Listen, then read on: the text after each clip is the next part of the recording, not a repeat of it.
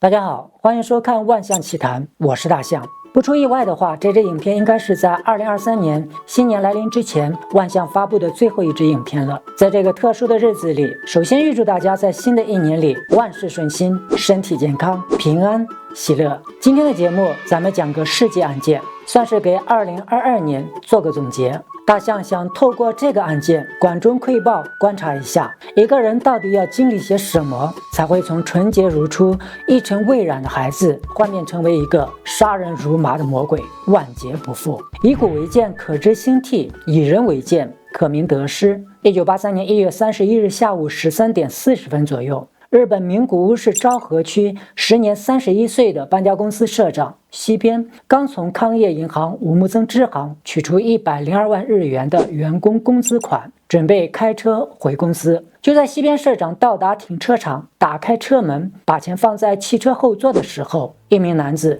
突然打开副驾驶的车门，跳上了车。恍惚间，西边社长看到这名男子用手里的手枪指着自己说道：“这是警察用的真枪，你不用怀疑，你应该知道那件事情，劝你不要轻举妄动，否则我就开枪打死你。”男子说这话却也不是吓唬西边。前几个月的新闻一直都在连续报道，名古屋千草寺的东边确实发生了歹徒袭警事件，一名出警警察被人偷袭打晕后，随身的手枪被当时袭警的歹徒抢走了。根据当时报纸和电视的报道，犯罪分子所开的车辆就是蓝色的皇冠轿车，也就是现在西边社长眼睛直视方向的那辆蓝色皇冠轿车。西边此时基本确认，眼前的这个男人就是报纸上所说的那个抢枪的人了。西边这下有点慌了手脚，心想这是倒了8辈子的霉啊，出门没看黄历啊。还没等西边缓过神来，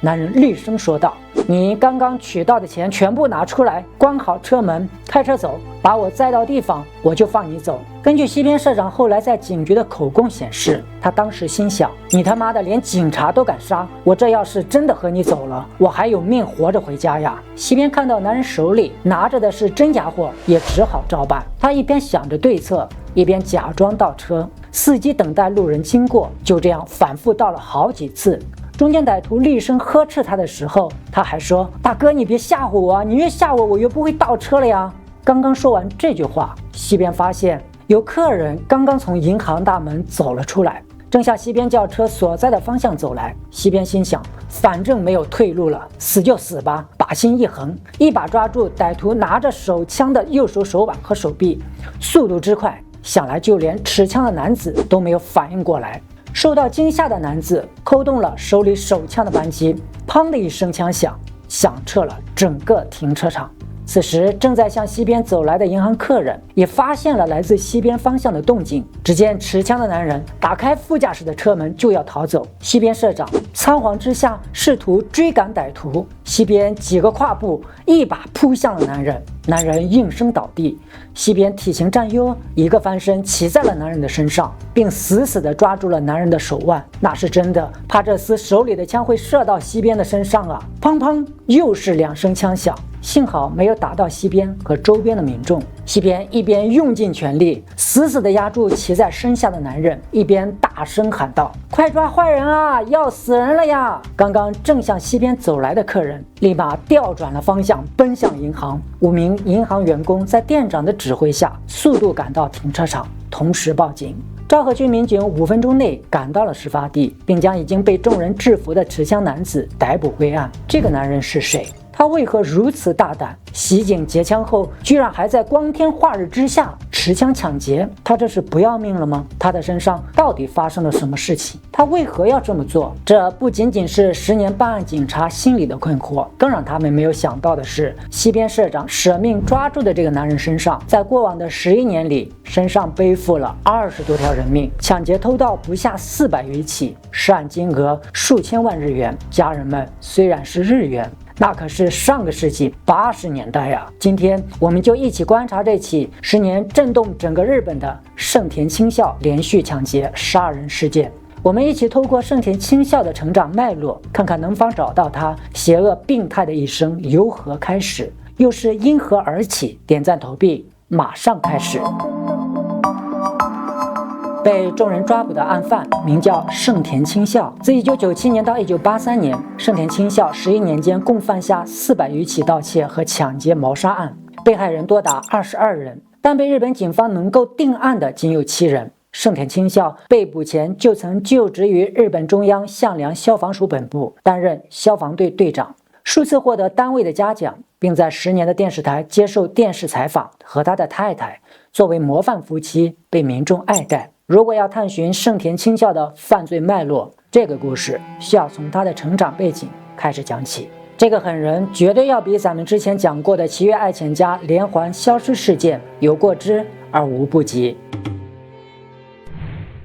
1948年8月29日，日本京都府向乐区乡下的一个小村落里出生了一个男孩，他的上面有个姐姐，他是家里的长子。根据10年记者的调查，这个男孩的家庭虽然在乡下，但其父在村里算是个能人，家境在那个年代的日本算是中等偏上。男孩从小备受父母和姐姐的宠爱，稍大一点小学的时候，性格变得专横跋扈，时常和同学打架闯祸，成绩一塌糊涂。父母除了农忙，还要做些小生意，常常没有时间照看男孩，经常就是给些零花钱打发了事。根据盛田乡下的邻居反映，很小的时候，由于男孩缺乏管教，经常看到青田偷拿他父亲的钱包，被他父亲追着打。邻居家的东西也经常被他偷拿。1965年生日本地职高的盛田，时年17岁，犯下了人生第一桩抢劫偷盗案件。他骑着摩托车抢夺了一位正在路上行走的女子手提包，但很快就被警察抓捕归案。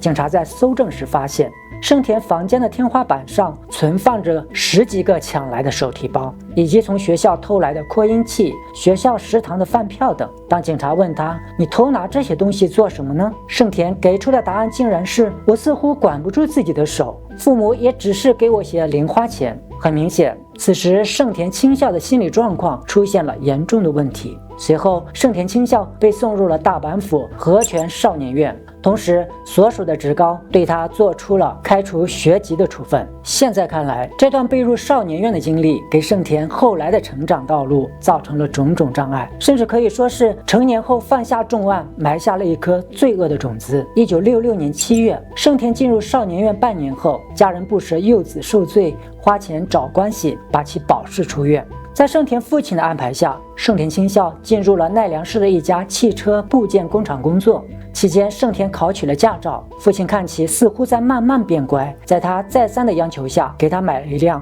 马自达轿车。好景不长，因其少年院里的经历，工厂里的同事经常拿来开玩笑。盛田本就跋扈的性格，哪里应付得了这些尖锐的字眼，便对叫他少年犯的同事大打出手。此后的工作上有什么不对劲的地方，马上就有人会说，是不是那个少年犯干的呀？甚至工厂工人用来存放私人物品的储物柜，有人丢了东西，第一时间盛田也是那个被怀疑的对象。盛田气不过呀，辞职回家，不再工作了。1967年，盛田认识了一个比他小1岁的女孩，也就是后来的妻子。两人在谈及婚嫁的时候，受到了女孩父母强烈的反对。女孩母亲说：“我总不能让我的女儿和一个少年院出来的人结婚啊。”盛田对此不发一言，但对女孩的爱慕并未因为对方父母的反对而停止。1968年9月，热恋中的两人不顾双方父母的反对，盛田清孝带着女孩私奔至大阪，在生野区的一间公寓里开始同居生活。此间，盛田痛改前非，开始在附近的金属加工厂认真工作。女孩同期进入了一家制衣厂，共同进步。那一年，盛田刚满20岁。1969年前后，盛田进入奈良市的一家交通公司，从事卡车司机的工作，经常往返于名古屋与大阪之间。女孩的父母看其似乎还算靠谱，心想闺女都和别人跑了，那就同意他们的婚事吧。1970年3月，双方父母为两人举办了婚礼，并在奈良市购置了新房。次年，盛田的长子出生。命运的拐点发生于1972年1月，奈良市加茂町的第一康业银行，一名19岁的女性职员在回家的路上被人奸杀。警察在对周边地区调查后发现，盛田清孝有段进入少年院的经历，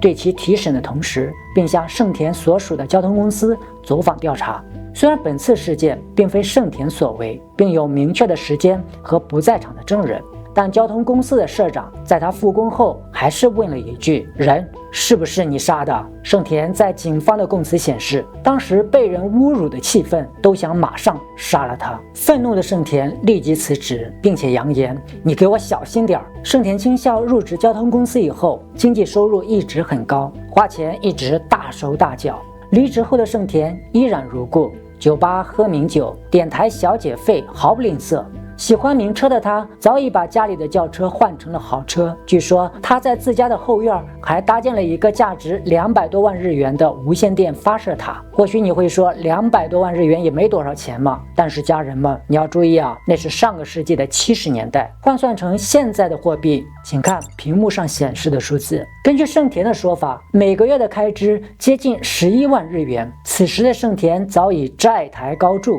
被捕后的盛田向警察坦言，逐渐被金钱逼得无路可走的时候，只能入室盗窃了。换句话说，那段时间盛田清孝又逐渐干起了小偷小摸的勾当。1972年3月，盛田的父亲找到了盛田，对他说：“中央消防署正在招收消防人员，你要不要试试？”天性聪明的盛田轻松过关，当然，他隐瞒了自己曾经进入少年院的事实。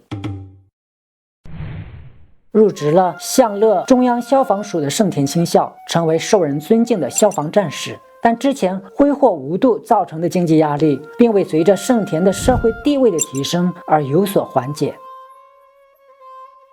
1972年9月13日清晨5点刚刚过，也是盛田当上消防员的第5个月。盛田夜班回家，途经京都市山科区五棱别所町102号，发现一户人家的窗户没有关，顺势他就爬了进去。当他进入盗窃时，正在熟睡的女被害人发现了他，惊吓之余对其喊道：“小偷，我要报警！”盛田本想逃走，听到对方说要报警，所有转身把他按到了床上，强奸并用丝袜勒住了他。此次抢走了1000日元。当时与被害人同居的男友回家后，发现被害人已经死于床上，脖子被丝袜勒住，腰部以下全部赤裸。报警后，京都府警察、搜查一科和山科警察局认定这是一起杀人案，展开调查。经查，被害人中村博子是一名俱乐部的陪酒人员，人事关系稍有复杂。最初，警察的调查方向多以被害人的人事关系为中心展开调查，终是徒劳。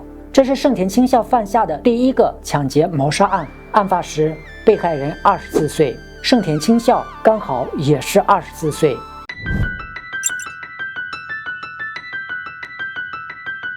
1974年，盛田清孝升任消防队副队长，说来叫人唏嘘。经济重压下的盛田，利用节假日的时间跑起了长途运输，客观上也正是这一副业为他异地作案提供了便捷之途。1975年7月6日凌晨1点，盛田清孝潜入了大阪府吹田市原町公寓。他在停车场看到一位穿着时髦的成年女子从一辆尼桑车上下来。1976年某日凌晨2点35分左右，爱知县名古屋市中区千代1977年6月30日凌晨2点左右，盛田闯入了名古屋市南区的一户人家，从衣柜里翻出了4万日元现金后，被遛狗回家的女主人增田明子发现，同样的悲剧再次上演。事发后第6天，即1977年7月6日，盛田参与录制了正在朝日放送播出的问答节目。他和妻子一起参赛，并获得冠军，获得了8万日元的奖金和10万日元的礼券。出场的条件是他们过着幸福的夫妻生活。盛田于1977年2月就报名参加了这个节目，并通过了同年6月15日在车站举行的预选赛。节目中，盛田清孝作为精悍能干的消防员登场，健壮的身材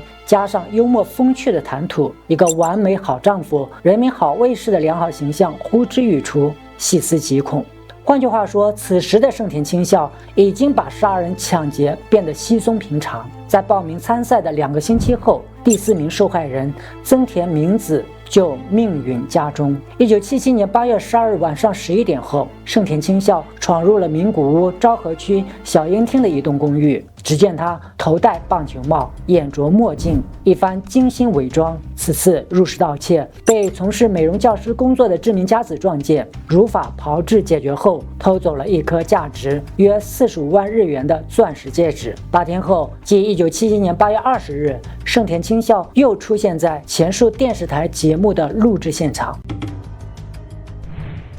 从上面已经案发的5起命案，我们不难看出，盛田清孝的作案对象有随机性，也有预谋性，但他下手的对象往往都是那些从事特殊行业或者反抗能力全无的女性。特殊行业、复杂的人事关系、不缺钱花，客观上扰乱了警察的办案方向。反抗力缺失的女性也为盛田屡次得逞提供条件。或许盛田清孝的胃口就是在这次次得逞又未被及时发现，逐渐变得大了起来。他已经无法被这几万、10几万的小打小闹得到满足了。俗话说，怒从心头起，恶向胆边生。1977年12月13日下午5点后，兵库县神户市吹和区斜边町建筑物的通道内发生了命案，银行职员井上博正被人在胸口开了一枪，命丧当场。现场被抢的皮包内装有410万日元。后被证实，盛田所用的枪支是在奈良县枪具店所偷的散弹枪，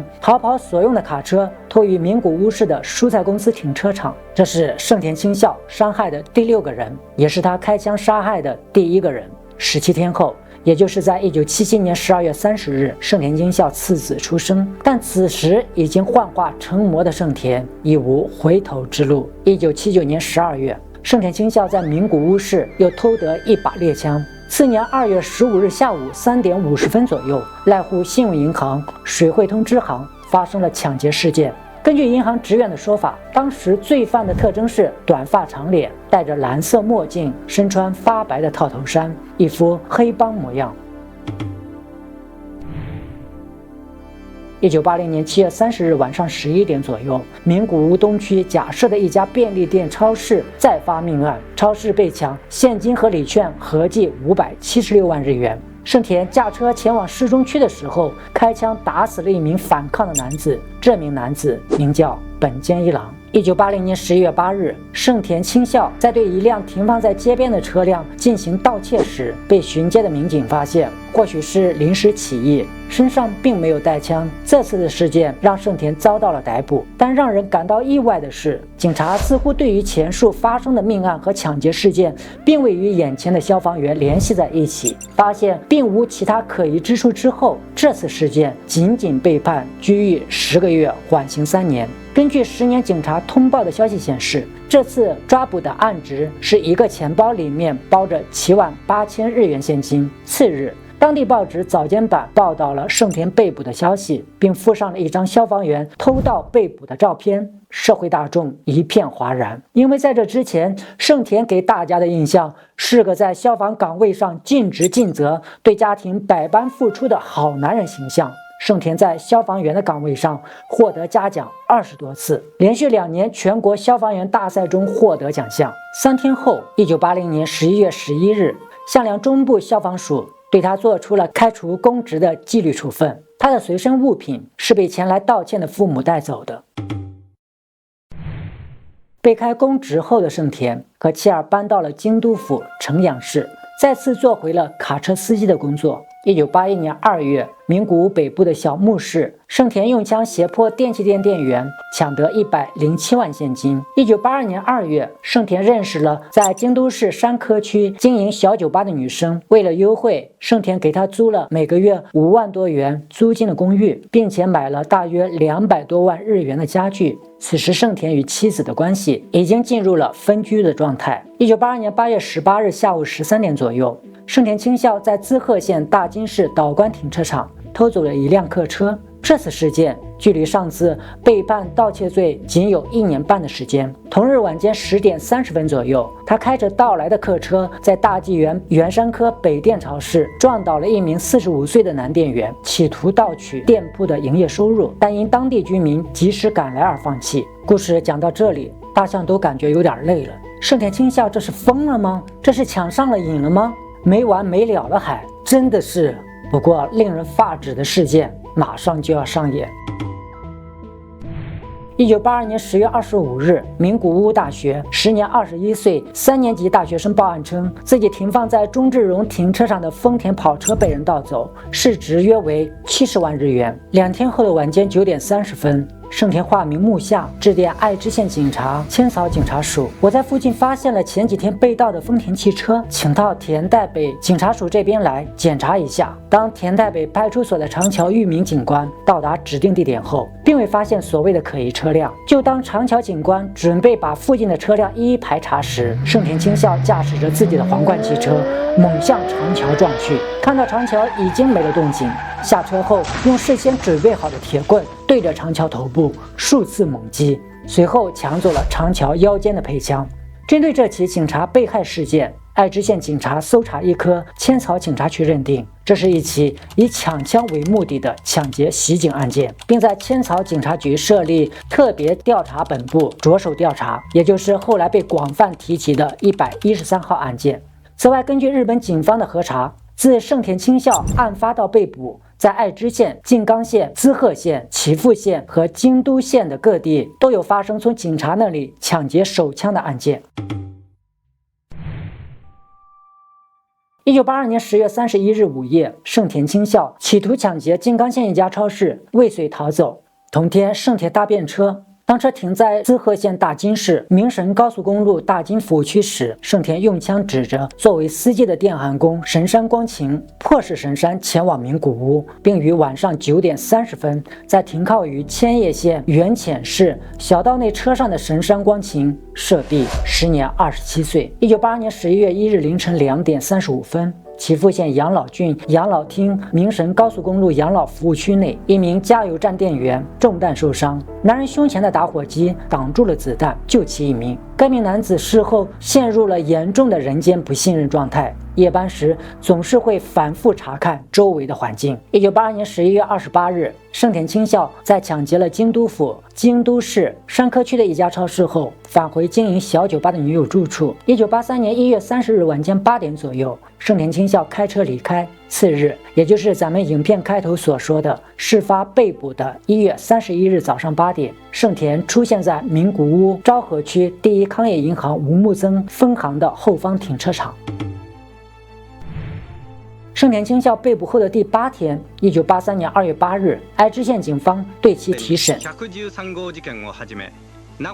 盛田清孝自知已经无路可逃，或者他对他的人生也已经失望透顶了吧。很快的，他全盘供认。自1972年至被捕期间，伤人致死22人。后经警方调查能够确认的只有3男5女，共计8人。盗窃抢劫案件超过400起。起初提审的警察以为他是欲盖弥彰，但随着调查的深入和其供认案件的细节，办案警察方才如梦初醒。多起悬案原来都是面前的这个男人所为。1983年5月27日下午1点15分，被告人盛田清孝一审在名古屋地方法院刑事4庭开庭审理。名古屋地方法院以抢劫、杀人共计33项罪名，其他罪名27项进行起诉。检察官宇野浩、小久保胜为其辩护的律师是村濑武。庭审中，村濑律师为其辩护，被告人盛田因为家庭、情妇、偿还债务等问题，导致开支增加，收入不稳定。盛田本人对所犯罪行更是否认了承担全部责任，声称自己是处于一种虚弱的精神状态。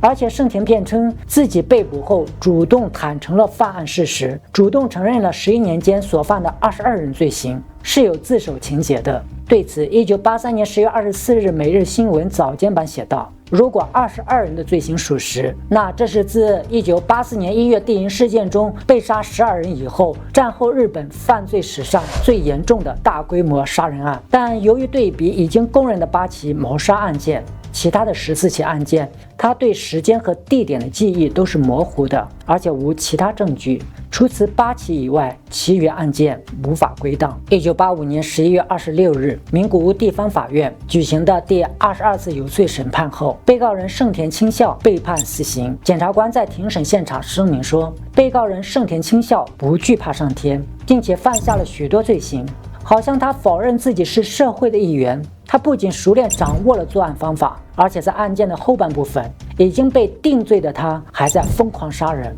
进一步增加了他的残暴程度。现代犯罪使用高速公路和枪支的方法具有很强的模仿性和传染性，已经无法纠正死刑是适当的。后经上诉法院、名古屋高等法院和日本最高法院审判确定，1994年2月5日，5名法官一致结论，正式确认盛田清孝死刑判决。此时距离盛田被捕又过了11年。盛田清孝入狱后，在狱中所写的回忆录中说道：“我无法再欺骗不坦白的自己。”其实，大象在查阅相关资料的时候，是不太能够理解盛田所说的这句话的。此时的他，难道说真的还有心悔过那已经着魔的心吗？盛田清孝在狱中学习了盲文，成为盲人的义工，为盲人翻译报纸书籍。他在狱中写下了手记在冥海中沉浮的日子，想用版税来弥补被害者家属的损失。这本书仅卖出了8000本。一位信仰基督教的女性来妻柚子在读到这本书后，与盛田清孝保持了长达8年的笔友关系，给他写了600多封信，盛田也回了有400余封，探监200多次。之后，在1996年出版了《真实的盛田清孝》。2000年11月30日上午9点30分左右，盛田清孝被判处死刑，终年52岁。这是日本20世纪最后的一次死刑判决，最后一次执行死刑。盛田清孝以其变态悬疑的犯罪经历，被列为日本战后3大连续杀人魔之一。但与另外2名杀人魔小平义雄和大保久清相比，盛田的手段虽不及2人残暴，但杀人的数量却是远远高出了许多。